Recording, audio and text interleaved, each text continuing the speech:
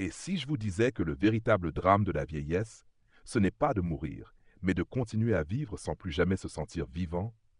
Restez jusqu'à la fin. Ce que vous allez entendre pourrait tout changer.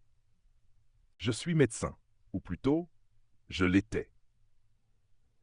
J'ai exercé pendant près de 40 ans comme généraliste dans une petite ville de l'ouest de la France. Aujourd'hui, je suis officiellement à la retraite. On m'appelle encore Docteur Lambert, même si je n'ai plus prescrit d'ordonnance depuis des années. Mais ce que je vais partager avec vous aujourd'hui ne se trouve pas dans les manuels de médecine. Ce n'est ni une molécule, ni une maladie. C'est une vérité crue et silencieuse que personne ne vous dira dans un cabinet médical. Et pourtant, cela m'a glacé le sang le jour où je l'ai compris. Je pensais vieillir paisiblement, vivre mes vieux jours dignement, entouré de souvenirs, de silences paisibles et de petits rituels rassurants. Mais un matin, je me suis regardé dans le miroir et j'ai réalisé que je ne vivais plus. Je n'étais pas mort, mais je ne vivais plus. Et personne autour de moi ne semblait s'en apercevoir. Pensez-vous que la mort est brutale, soudaine, qu'elle survient avec le bruit d'une sirène ou le froid d'un brancard? C'est faux. Pour beaucoup d'entre nous, cela arrive lentement, sans douleur, sans effusion de sang. Cela s'installe dans des gestes vides, des silences épais, des regards ternes. Cela commence le jour où l'on cesse de sentir son propre corps. Le jour où l'on mange sans goût, où l'on dort sans repos, où l'on touche sa peau sans ressentir. Le jour où l'on devient une habitude polie chez soi. Je vous raconte cela parce que j'ai vu mon meilleur ami mourir ainsi. Michel. 74 ans. Un homme fort, en forme, sans maladie apparente. Il marchait tous les matins, il souriait encore au facteur. Et puis un jour, plus rien. Son fils m'a appelé, la voix tremblante. Papa est parti hier soir, doucement. Il s'est éteint comme une bougie. J'étais là, debout devant son portrait, dans cette pièce pleine de couronnes et de regards gênés. Et au fond de moi, quelque chose s'est effondré. Pas seulement parce que j'avais perdu un ami, mais parce qu'en le regardant, j'ai vu mon propre reflet. Car moi aussi, je commençais à m'éteindre. Lentement, silencieusement, sans que personne ne le sache. Je n'arrivais plus à dormir. Je me réveillais chaque nuit à 3 heures, le cœur lourd, l'esprit vide. Je perdais l'appétit. Le riz avait un goût de carton. La soupe n'était plus qu'un liquide tiède. J'évitais les réunions de famille, les discussions de groupe. J'avais l'impression de flotter dans la pièce, invisible. Et un matin, en me regardant dans le miroir, je ne reconnaissais plus l'homme aux cheveux blancs et aux yeux ternes. Ce n'était plus moi. C'était une coquille vide. Vous savez ce qu'il y a de plus cruel dans cette lente disparition? Ce n'est pas la solitude, ce n'est pas la douleur, c'est l'indifférence, la vôtre, celle qu'on développe envers soi-même. Mais le pire était à venir. Ce fut le jour où ma fille, également médecin endocrinologue à Toulouse, m'inscrivit à un colloque sur la santé des seniors. J'ai refusé. Je savais déjà tout. Bien manger, marcher, éviter l'alcool, prendre de la vitamine D. Des conseils que je lui avais donnés toute ma vie. Mais elle insista. Elle dit, papa, pour une fois, écoute, pas en tant que médecin, en tant qu'homme. Alors j'y suis allé. J'étais assis dans cette salle pleine de cheveux blancs, de dos voûtés et de regards un peu perdus. Et puis, une jeune femme, la trentaine, également médecin, est montée sur scène. Elle a prononcé une phrase, une seule.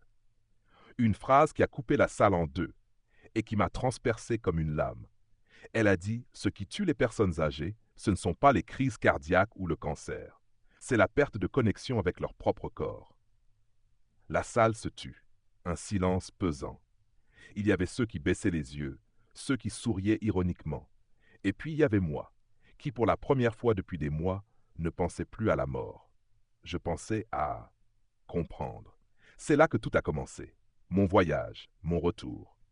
Mais avant de vous raconter ce parcours, avant de vous dire comment, en 90 jours, j'ai retrouvé la volonté de vivre sans médicaments, sans miracle, sans jeune infirmière ni retraite dorée, je voudrais vous poser une question simple. Avez-vous encore la capacité de ressentir? Pas de penser, de ressentir. De sentir le froid du matin sur vos mains, le contact du tissu sur votre peau, la chaleur d'un rayon de soleil sur vos paupières. Si ce n'est plus le cas, ce que je vais vous dire peut peut-être vous sauver, ou du moins vous réveiller. Je suis médecin, je suis vieux, et aujourd'hui, je suis vivant. Mais ça n'a pas toujours été le cas. Alors si vous êtes ici, si vous ressentez quoi que ce soit, de la peur, de la tristesse, peut-être un soupçon de honte, restez. Je vous promets que cette histoire est autant la vôtre que la mienne et que tout peut recommencer, même à 75 ans. Avant d'aller plus loin, je vous invite à vous abonner à cette chaîne si vous souhaitez découvrir la suite de cette histoire et d'autres récits qui touchent, qui réveillent, qui guérissent peut-être un peu. Cela me donne la force de continuer à partager sincèrement. Et maintenant, un petit exercice pour vous, simple mais révélateur. Quand avez-vous pour la dernière fois ressenti une émotion physique intense, hors douleur ou maladie? A. Cette semaine, même brièvement. B. Je ne m'en souviens plus. Dites-le moi en commentaire. A ou B. Soyez honnête. Personne ne vous juge ici. Je suis médecin. J'ai vu passer des milliers de corps dans ma vie. Des jeunes, des vieux, des femmes fatiguées, des hommes abîmés. J'ai palpé des ventres tendus, écouté des cœurs affolés, soutenu des mains glacées par la peur. Mais il m'a fallu vieillir moi-même pour découvrir un phénomène que je n'avais jamais appris à la faculté. Une forme d'extinction lente, invisible au scanner, qui pourtant fait des ravages dans le silence des chambres de retraités et des maisons trop calmes, la perte de lien avec son propre corps. Cette vérité, je l'ai rencontrée un soir d'hiver. Pas dans un hôpital, pas dans un cabinet, dans mon salon. Il faisait froid, j'étais seul. Je venais de dîner, une assiette tiède avalée sans appétit. Et en m'installant dans le fauteuil, j'ai ressenti un vide étrange. Pas une douleur, plutôt une absence, une sorte de distance entre moi et moi. Comme si j'habitais un corps sans le toucher vraiment. Comme si j'étais devenu un locataire discret, muet, dans ma propre enveloppe. J'ai longtemps pensé que cela faisait partie du processus de vieillissement. Que c'était normal de perdre un peu de tout, un peu de force, un peu de mémoire, un peu de goût. Mais ce que j'ai compris plus tard, c'est que ce n'était pas le corps qui me quittait. C'est moi qui l'avais quitté. Et cette fuite avait commencé bien avant que je m'en rende compte. Tout a basculé le jour où j'ai commencé à lire des publications médicales que je n'aurais jamais consultées à 50 ans. Des travaux sur la neuroplasticité, sur le toucher thérapeutique, sur le rôle des récepteurs cutanés dans la production hormonale. Je ne cherchais pas des réponses, je cherchais des signes. Des preuves que je n'étais pas fou en ressentant ce vide, cette absence de sensation, cette impression de traverser les jours comme un fantôme bien habillé. C'est là que j'ai découvert une idée bouleversante, presque choquante dans sa simplicité. Le corps humain ne s'éteint pas par l'âge, il s'éteint par déconnexion. Lorsque vous arrêtez de ressentir, votre cerveau ralentit, vos hormones se figent, votre sommeil devient léger, haché, votre appétit se transforme en obligation. Vos gestes, autrefois ancrés dans la présence, deviennent mécaniques. Vous mangez, mais vous ne goûtez plus. Vous marchez, mais vous ne sentez plus le sol. Vous vous douchez, mais l'eau ne vous touche plus vraiment. Le corps devient un objet à entretenir vaguement, comme on passe un chiffon sur un meuble ancien. Je me souviens très précisément de ce moment, un soir où j'ai tenté une chose étrange. J'ai simplement posé ma main sur mon bras, un geste banal. Mais au lieu de le faire comme d'habitude, avec précipitation ou oubli, je l'ai fait lentement, délibérément. Et là, j'ai ressenti quelque chose. D'abord un inconfort, une gêne. Comme si je n'étais pas censé faire cela, comme si ce toucher était suspect. Puis, au bout de quelques secondes, une chaleur, un frisson presque imperceptible, et j'ai pleuré. Pas à cause de la tristesse, à cause de la redécouverte. J'étais encore là. Je sais ce que vous pensez. Cela semble ridicule. Un médecin de 75 ans qui pleure en touchant son propre bras. Mais ce que je vous décris là, c'est peut-être la chose la plus humaine que j'ai vécue depuis des années. Parce que nous vivons dans une société où l'on tolère le toucher quand il vient des autres. Une caresse d'un petit enfant, la main d'une infirmière, mais où l'on oublie, ou pire, où l'on interdit le toucher que l'on s'offre à soi-même. Et pourtant, c'est le premier contact que nous avons dans la vie. Dans le ventre de notre mère, nous nous touchons avant même de voir. Et pourtant, avec l'âge, nous oublions que notre peau est vivante, que nos muscles ont une mémoire, que nos mains peuvent être des instruments de soin pour nous-mêmes. Ce que j'ai appris en explorant cette réalité, c'est que le plaisir corporel, pas sexuel, mais sensuel, sensoriel, tactile, n'est pas un luxe réservé aux jeunes. C'est un besoin biologique fondamental à tout âge. Quand on stimule la peau, même légèrement, on envoie des signaux au cerveau. Ces signaux réveillent des zones liées à la mémoire, à l'émotion, à la joie. Ils favorisent la sécrétion d'ocytocine, d'endorphine, de dopamine, des hormones qui réduisent le stress, renforcent le système immunitaire, régulent l'humeur. Autrement dit, le toucher est un médicament sans effet secondaire, gratuit et toujours disponible. Mais le problème, c'est que personne ne nous apprend à l'utiliser après un certain âge.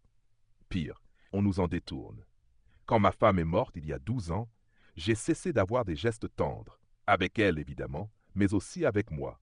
Je ne prenais plus soin de ma peau. Je me lavais par réflexe, je m'habillais sans y penser. Je me rasais mécaniquement. Et petit à petit, je suis devenu un homme invisible, même pour lui-même. Ce n'est qu'en recommençant à me toucher, à respirer lentement, à redécouvrir mes contours, que j'ai compris à quel point j'avais déserté mon propre corps. Et là, tout a changé. Je ne suis pas redevenu jeune, mais je suis redevenu présent. Je mange plus lentement. Je ressens la température de la soupe. Je sens le coton de mes draps. Je remarque la lumière sur mes mains ridées. Et surtout, je ne me juge plus quand je ferme les yeux et que je pose mes mains sur moi, avec bienveillance. Je ne fais plus cela pour me sauver. Je le fais pour me retrouver. Et si vous êtes encore là, en train de m'écouter, peut-être que vous aussi, vous sentez au fond de vous que quelque chose vous manque. Ce quelque chose n'est pas un médicament, c'est pas un médecin, c'est pas un miracle, c'est vous. Revenez, touchez votre bras, fermez les yeux, respirez, et dites-vous, comme je l'ai dit un soir d'hiver, je suis encore là. Et ce corps n'est pas un vestige, c'est une maison, et je peux y revenir. Voilà ce que je voulais vous offrir aujourd'hui. Pas un traitement, pas une ordonnance, mais une clef, celle de votre propre corps. Et la suite, je vous raconterai comment, en mettant en place une routine douce, jour après jour, j'ai ressenti les premiers signes de renaissance et comment vous pouvez, vous aussi, tenter cette expérience. Ce que j'ai vécu est simple, profond et à la portée de chacun. Alors, à bientôt. Et souvenez-vous, votre peau n'a pas oublié. C'est vous qui avez cessé d'écouter. Je suis médecin et je le resterai jusqu'à mon dernier souffle. Non pas parce que j'exerce encore, mais parce que je n'ai jamais cessé d'observer, d'apprendre et surtout de ressentir. Ce que je vais vous partager maintenant n'est pas le fruit d'une étude scientifique ni d'un essai clinique. C'est le fruit de mon propre corps, de mon propre chemin, de cette lente reconquête de moi-même. Et ce chemin, je l'ai nommé les 90 jours de renaissance. Pourquoi 90 jours? Parce que c'est le temps qu'il m'a fallu pour ressentir les premiers signes tangibles de retour à la vie. Et je parle bien de vie, pas de santé. Pendant ces 3 mois, je n'ai pas cherché à guérir, je n'ai pas cherché à rajeunir. J'ai simplement décidé de créer de l'espace. Un espace pour respirer, ressentir, exister. Sans attente, sans pression, juste avec constance. Le premier jour, j'ai commencé sans conviction. J'ai simplement allumé une bougie sur ma table de chevet. Une bougie à la lavande. Le parfum m'a rappelé une époque oubliée, un été dans le sud avec mon épouse. Une émotion a traversé mon corps. Une larme, puis 2. Rien d'extraordinaire, mais c'était un frisson de présence. Le deuxième jour, j'ai décidé de m'asseoir seul, 5 minutes. Pas pour méditer, pas pour prier, juste pour être là, assis. Sans fait au début, les pensées tournoyaient bien sûr. Le cerveau du médecin n'abandonne pas facilement ses diagnostics mentaux. Mais j'ai résisté à l'envie de me lever, de remplir ce vide. Et dans ce silence inconfortable, j'ai senti un petit battement, une petite pulsation de quelque chose de vivant. Alors j'ai continué. Très vite, j'ai compris qu'il me fallait une structure, pas une routine stricte comme un protocole hospitalier. Une structure douce, flexible, mais claire. Alors j'ai créé ce que j'ai appelé mon rituel des 5 éveils. Un enchaînement simple, presque enfantin, que je faisais chaque matin, juste après m'être levé, et chaque soir, juste avant de me coucher. Le premier éveil. Créer un espace. J'ai rangé un coin de ma chambre. Un fauteuil, une lampe douce, une couverture chaude. J'ai interdit à ce lieu toute pensée négative, toute distraction. Il ne s'agissait pas d'un sanctuaire religieux, mais d'un lieu intime, mon îlot. Le deuxième éveil, la respiration consciente. Inspirez 4 secondes, bloquez 4, expirez lentement pendant 6. Ce rythme simple, répété plusieurs fois, calmait mes battements cardiaques. Mais surtout, il m'ancrait dans mon corps. J'avais enseigné la respiration à mes patients toute ma carrière, mais je ne l'avais jamais pratiqué avec cette lenteur, ce respect. Le troisième éveil, le toucher bienveillant. Je posais mes mains sur moi-même, d'abord sur les bras, les jambes, le visage, sans chercher à guérir ni à juger, juste pour dire je suis là et ce corps est encore vivant.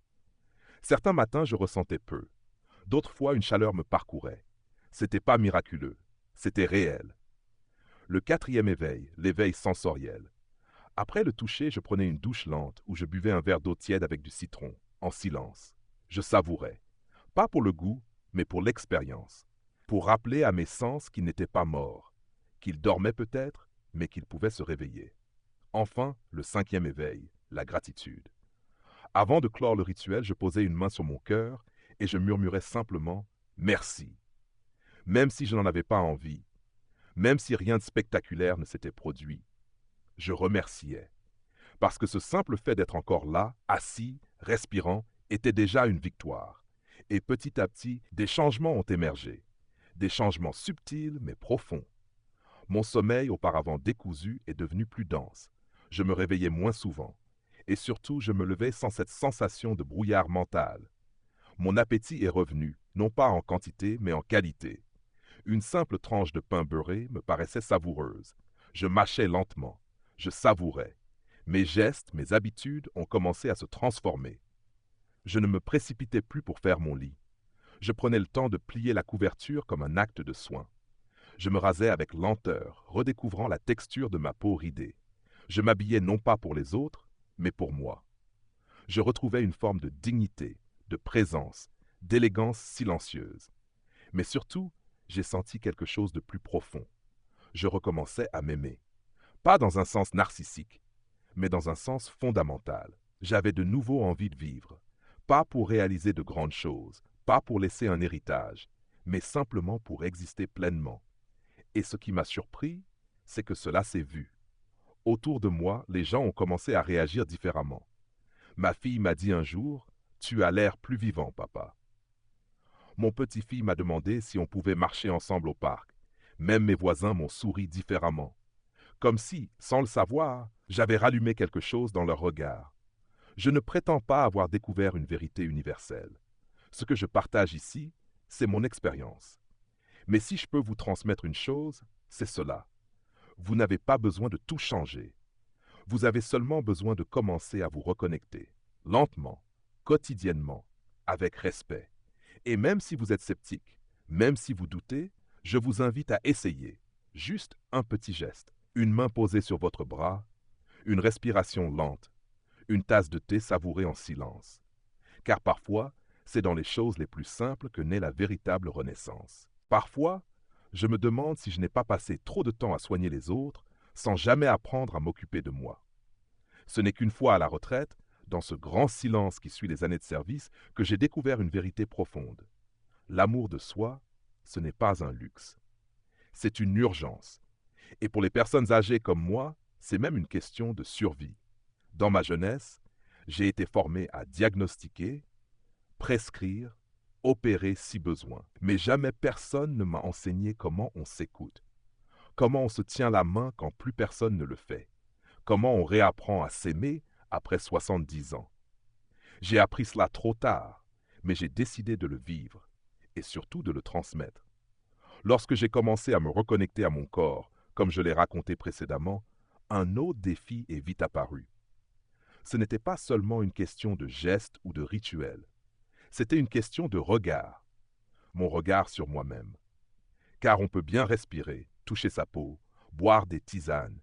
Si au fond de nous on se considère comme un fardeau, un vieil homme inutile, tous les efforts resteront superficiels. Ce qui m'a sauvé, c'est un mot qu'on n'ose presque plus prononcer après un certain âge, la tendresse. Et je parle ici d'une tendresse tournée vers soi-même. Ce n'est pas de l'égoïsme, ni du romantisme de salon.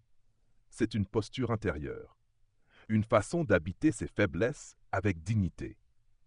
De ne plus se juger pour ce que l'on n'arrive plus à faire, mais de s'honorer pour ce que l'on est encore capable d'être. Un matin, en me regardant dans le miroir, j'ai vu mes paupières tombantes, mes taches brunes sur les mains, mon dos un peu voûté. Et au lieu de détourner le regard comme d'habitude, j'ai souri. Pas pour me convaincre que j'étais beau, mais pour me dire « Tu es là, tu tiens encore debout, tu portes ton histoire. » Et cela mérite du respect. À partir de ce jour-là, j'ai commencé à me parler. Oui, à voix haute, pas comme un fou, mais comme un ami. Le matin, je disais « Bonjour, mon vieux, aujourd'hui, on va faire de notre mieux. » Le soir, je murmurais « Merci d'avoir tenu bon, on se repose maintenant. » Ces mots simples ont changé quelque chose en moi. J'ai compris que j'étais mon propre compagnon et que ce compagnon avait besoin d'amour. Mais aimer son corps à cet âge, ce n'est pas facile. La société nous pousse à nous cacher, à nous faire discrets, à éviter les miroirs, à nous excuser d'être encore là. Et nous, trop souvent, nous acceptons ce rôle de figurant dans notre propre vie. Alors j'ai décidé de changer cela, à mon échelle. J'ai commencé à prendre soin de moi comme j'aurais pris soin d'un patient fragile. J'ai réappris à me masser les pieds avant de dormir, à poser une serviette chaude sur ma nuque, à me coiffer lentement. J'ai redécouvert le plaisir d'un bon savon, d'un pyjama propre, d'un drap bien tendu. Tous ces détails qu'on croit futiles deviennent des gestes d'amour quand ils sont faits avec attention. Un jour, une amie m'a demandé « Tu fais tout cela tout seul ?» J'ai souri. Oui, tout seul. Et non, je ne me sens pas seul. Parce qu'à travers ces gestes, je suis avec moi-même et je me sens accompagné, soutenu, apaisé. Ce que je veux dire, c'est que notre corps n'a pas besoin d'être jeune pour être aimé. Il a juste besoin d'être écouté et il nous le rend au centuple. Depuis que j'ai commencé cette démarche, mes douleurs chroniques se sont apaisées. Non pas parce qu'elles ont disparu, mais parce que je ne les affronte plus comme un ennemi. Je vis avec elles, je leur parle, je les respecte. Et étonnamment, elles m'écoutent en retour. J'ai aussi appris à nourrir ce corps avec plus de conscience. Je ne parle pas ici de régime ni de super-aliments. Je parle de relation.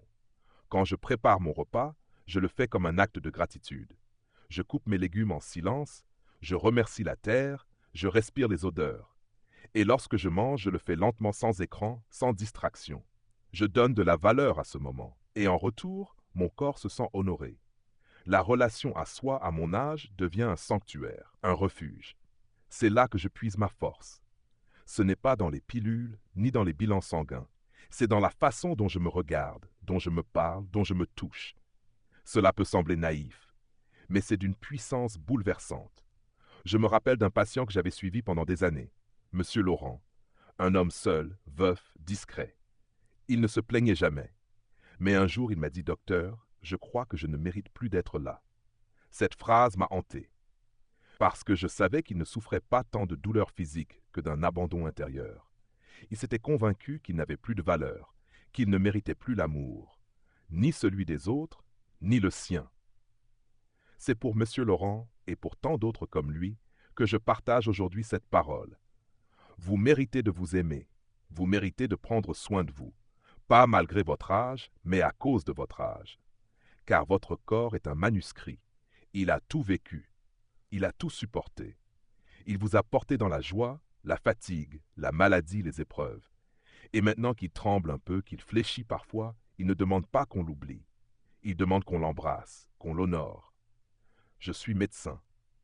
Mais ce que je vous offre ici n'est pas une ordonnance. C'est un appel à la tendresse, à la bienveillance, à la reconquête de votre propre présence. Car c'est en s'aimant que l'on commence vraiment à guérir, même à 75 ans. Ce que je vais vous dire est peut-être la leçon la plus précieuse que j'ai apprise, non pas pendant mes années de formation, ni dans les couloirs de l'hôpital, mais dans le silence de ma retraite. Une vérité qui ne se mesure pas en tension artérielle ou en cholestérol. Une vérité qui a révolutionné ma vision de la vieillesse. Ce ne sont pas les médicaments qui nous manquent, c'est l'âme qui nous manque. Pendant des décennies, j'ai été ce qu'on appelle un bon praticien. Je traitais les symptômes, je suivais les protocoles et je respectais les directives. Et pourtant, je ne comprenais pas que pour certains de mes patients, surtout tous les plus âgés, ce n'est pas leur cœur qui lâchait, mais leur volonté. Leur volonté de rester debout, de se battre, de continuer. Et cette volonté ne vient pas d'un traitement, elle vient d'un feu intérieur, d'un but, d'un souffle. Je me souviens d'une patiente Madame Aubry, elle avait 82 ans. Son dossier médical était chargé. Arthrose, hypertension, diabète léger. Mais ce n'était pas ce qui l'épuisait. C'était le fait qu'elle n'avait plus personne à qui parler de son mari décédé depuis 8 ans. Elle m'a dit, quand je marche dans la rue, « Docteur, je me sens invisible. » Et dans cette phrase, il y avait toute la détresse du monde. Pas physique, humaine. En vieillissant, nous devenons souvent des corps à soigner, et non plus des histoires à écouter. Pourtant, je crois profondément qu'un être humain a besoin de raconter des histoires, de les transmettre, de sentir que ce qu'il a vécu n'était pas inutile, que sa mémoire a encore de la valeur. Et c'est précisément, à mon avis, ce qui donne un nouveau souffle à la vie après 70 ans. C'est pourquoi j'ai commencé un jour à écrire, non pas pour publier, non pas pour être lu, mais pour laisser une trace, pour coucher sur le papier ces fragments de moi-même qui hurlaient encore en silence. Et à ma grande surprise, cela m'a soulagé. Puis j'ai partagé un passage avec mon petit-fils. Il avait 15 ans. Il lut en silence, puis leva les yeux vers moi et dit « Je ne savais pas que tu avais été amoureux comme ça, grand-père. » Et ce jour-là, j'ai compris que ma vie n'était pas derrière moi. Elle était là, dans le lien que je forgeais à nouveau. Depuis, j'ai conseillé à de nombreuses personnes âgées que je rencontre de faire de même, d'écrire, de parler, de chanter même si leur voix tremble. Parce que la vieillesse ne devrait pas être un effacement. Elle devrait être une intensification, une densité. C'est le moment où l'on peut enfin oser dire ce que l'on n'a jamais dit, aimer inconditionnellement, pardonner sans dramatiser, regarder un arbre, un enfant, le ciel avec les yeux d'un sage, non plus pour conquérir, mais pour bénir. Certains me répondent « Mais docteur, à mon âge, à quoi bon ?» Et je leur dis ceci, à votre âge, tout a encore plus de sens. Un mot qu'on offre, une main qu'on tend, une larme qu'on verse, peut sauver une vie. Cela peut apaiser un conflit, cela peut réparer les silences. Je crois que c'est le véritable secret de ceux qui vieillissent bien. Ils ne cherchent pas à tenir bon, ils cherchent à transmettre leur savoir. Ils deviennent une lumière pour les autres. Non pas par leur grandeur, mais par leur présence, par leur humilité, par leur vérité. Je repense souvent à cette phrase entendue un jour lors d'une conférence sur la fin de vie. Ce qui reste quand tout est parti, c'est ce que l'on a donné. Elle m'accompagne depuis longtemps. Et c'est pourquoi j'ai décidé, à 75 ans, de ne plus simplement vivre, mais d'offrir. D'offrir mes histoires, d'offrir ma vulnérabilité, d'offrir ma paix. C'est ainsi qu'est née cette série de réflexions que je partage avec vous aujourd'hui. Non pas pour vous impressionner, mais pour vous tendre la main. Si vous êtes encore là, à lire ou à écouter, sachez que tout peut recommencer. Même si vous avez mal au dos, même si vous êtes seul, même si vous vous sentez oublié, il suffit d'un pas, d'un mot, d'un souffle. Car vieillir, ce n'est pas s'éteindre. Il s'agit de devenir une douce flamme. Il s'agit de brûler sans se consumer. Il s'agit d'illuminer ceux qui nous suivent, de leur montrer que la vieillesse n'est pas une fin, mais une saison à part entière. Une saison de récolte, de sagesse, d'amour purifié. Je suis médecin, mais je suis aussi père, grand-père, veuf, ami et maintenant témoin. Témoin de cette force silencieuse que nous portons tous en nous, cette force qui ne demande qu'à être réveillée. Alors je vous le dis, tout simplement, ne laissez pas votre histoire sombrer dans l'oubli. Offrez-la, écrivez-la, chantez-la, transmettez-la, car tant que vous la portez en vous, vous êtes vivant. Et ni l'âge, ni la maladie, ni l'oubli ne pourront vous l'enlever.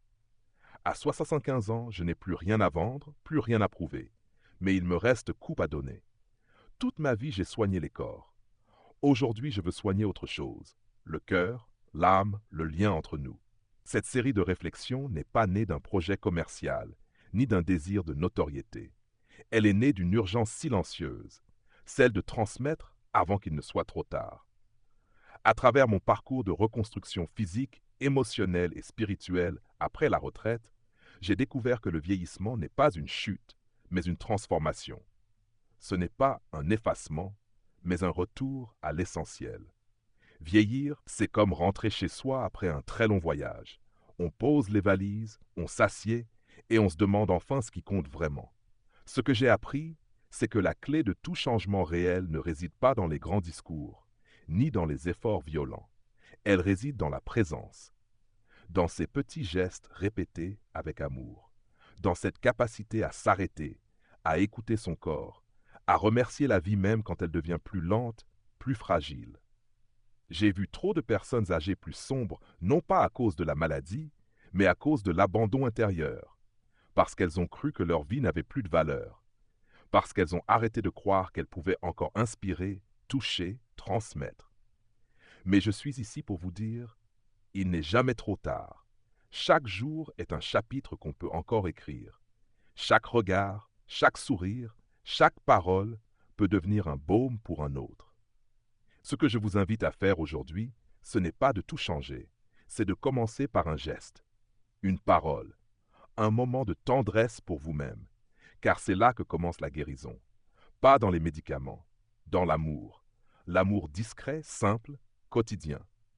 Et si vous avez encore des doutes, rappelez-vous ceci. Même un vieil arbre continue à porter de l'ombre. Même un feu doux peut réchauffer une maison. Et même un cœur fatigué peut encore faire battre d'autres cœurs. La vieillesse ne doit pas être subie comme un déclin, mais vécue comme une saison de transmission, de douceur et de reconnexion à soi. Plus que jamais, c'est l'occasion de nourrir notre âme, de ralentir pour mieux aimer et de redevenir source de lumière pour ceux qui nous entourent. Chaque jour, prenez un moment pour vous-même. Même 5 minutes de silence, un mot gentil envers vous-même dans le miroir, ou un message laissé à un proche, peuvent créer un impact profond. Ne sous-estimez jamais la puissance des petites choses faites avec présence. Et vous, pensez-vous que la vieillesse est un temps pour se retirer ou un temps pour transmettre? Dites-moi en commentaire. A. Se retirer en paix ou B. Partager ce qu'on a appris. Vos réponses m'aideront à mieux orienter les prochaines vidéos. Si vous trouvez mes partages utiles, je vous invite à vous abonner à cette chaîne pour ne rien manquer. Et si vous souhaitez me soutenir, même symboliquement, vous pouvez faire un petit don. Je suis un vieux médecin à la retraite, mais j'ai encore beaucoup à dire. Et votre soutien, qu'il soit grand ou petit, est une lumière qui me donne la force de continuer. Merci de m'avoir écouté. On se retrouve très bientôt pour d'autres confidences, d'homme à homme, d'âme à âme.